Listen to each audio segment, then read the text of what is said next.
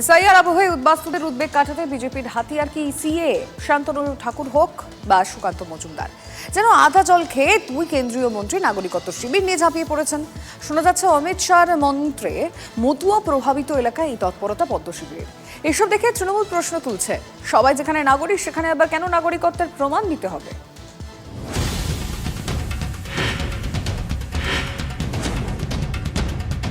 কারো জমি কেনা থাকলে জমি যাবে না, কারো ব্যাংক অ্যাকাউন্ট বন্ধ হবে না।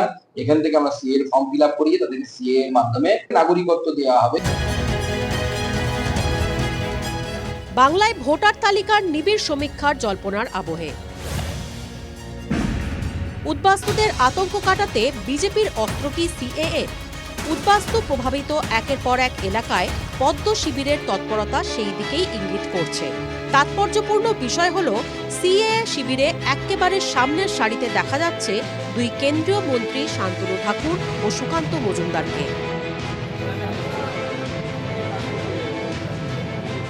সূত্রের খবর, কেন্দ্রীয় স্বরাষ্ট্রমন্ত্রী অমিত শাহের নির্দেশে জেলায় জেলায় বাড়ছে এ ধরনের ক্যাম্প।